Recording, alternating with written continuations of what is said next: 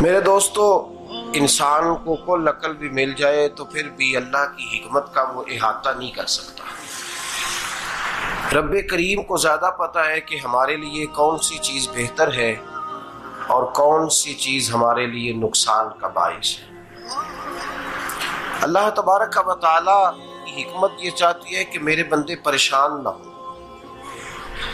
رب یہ چاہتا ہے کہ میرے بندے کسی جگہ پہ بھی دقت اور پریشانی کا شکار نہ ہو، تو اللہ تبارک و تعالی نے راہ اعتدال اختیار کرنے کا حکم ارشاد فرمایا کہ تم اعتدال کے رستوں پہ چلو، معتدل زندگی گزارو، افراط و تفریط سے بچو۔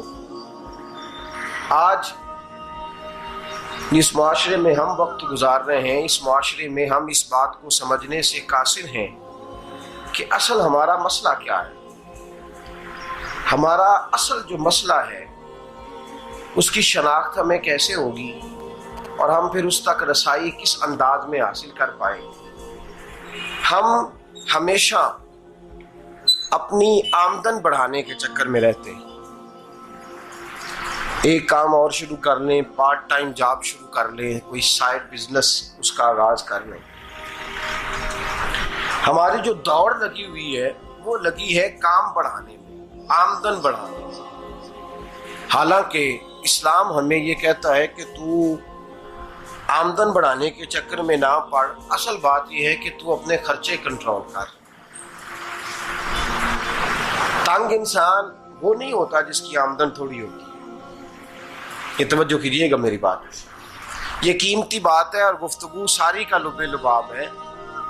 تنگ بندہ وہ نہیں ہوتا جس کی آمدن تھوڑی ہوتی ہے، اصل پریشان وہ ہوتا ہے جس کے خرچے زیادہ ہوتے ہیں۔ اور ہمارا جو روزمرہ کا نقصان ہو رہا ہے نا، وہ آمدن کے معاملات میں نہیں ہو رہا۔ بنیادی نقص جو واقعہ ہو رہا ہے وہ یہ ہے کہ ہمارے اخراجات زیادہ ہیں، اور وہ اخراجات کسی اور نے نہیں بڑھائے، وہ خرچے ہم نے خود بڑھا لیے ہیں اور اب ہمیں اس کا نقصان بھگتنا پڑ رہا ہے۔ اور اگر آپ صحیح معنوں میں ٹٹولیں تو جو بہت امیر لوگ ہیں وہ تو ان خرچوں سے بچ گئے۔ میں نے بہت سارے ایسے ختمات میں شرکت کی ہے، میں بہت ساری ایسی جگہوں پہ گیا ہوں کہ جہاں لوگوں نے بڑا مختصر سا ختم دلایا ہے تو ہو گیا ہے ختم۔ ختم کے معاملے میں کب کسی نے پابندی لگائی ہے کہ اس میں 200 آدمی شریک ہوگا تو تب یہ سال ثواب صحیح ہو سکے گا؟ کون کہتا ہے؟ یا شادی کے موقع پر اگر سارے بہن بھائیوں کو نہ بلایا گیا تو میری شادی پایہ تکمیل تک نہیں پہنچے گی، اس میں برکت نہیں ہوگی، یہ کس نے فتویٰ دیا ہے؟ معتدل زندگی کا اسلام حکم دیتا ہے۔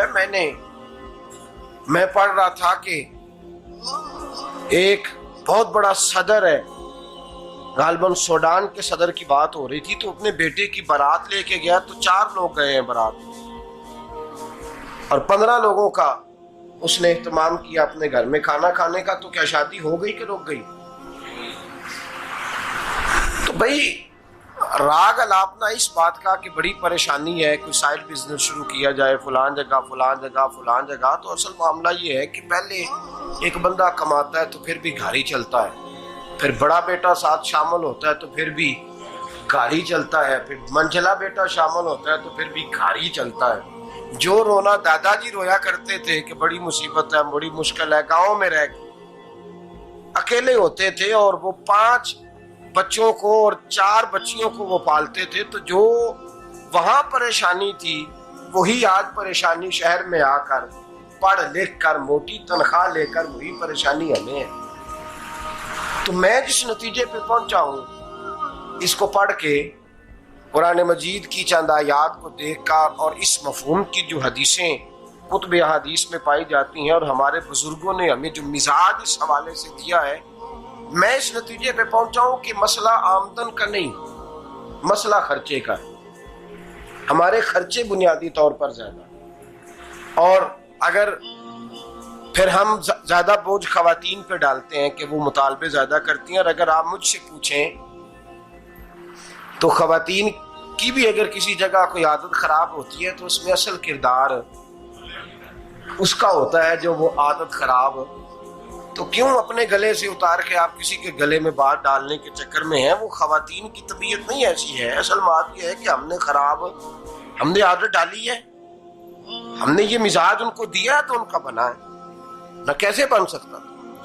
تو اعتدال جب تک زندگی میں نہیں ہوتا, پانی پیاس بجھاتا ہے لیکن ایک گلاس ہی ہو تو پیاس بجھاتا ہے, بالٹی کو منہ کو لگائے گا تو کپڑے بھگو دے گا اس کے.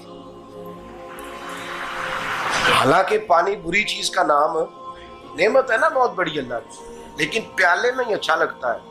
کوئی مٹکا منہ کو لگائے گا تو تانگ ہوگا, پیالہ ہی بہتر ہے اس کے لیے.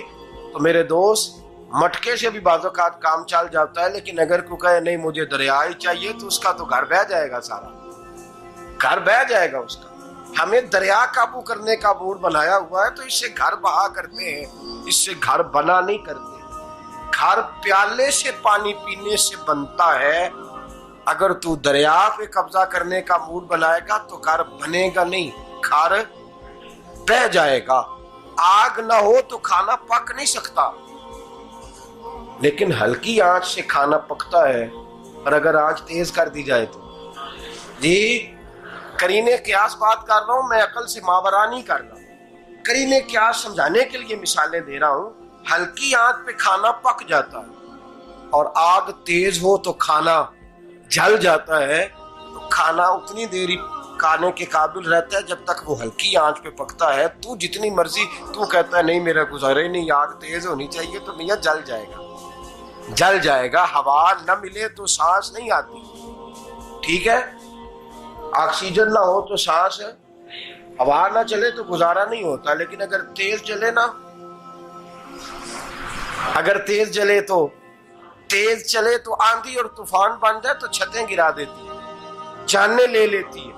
ہم ہیں طوفان کے چکر میں, ہم ہیں دریا کے چکر میں, ہم ہیں بڑے لاؤ کے چکر میں. تو میاں ہلکی آنچ ہی اچھی ہے, یاد رکھ.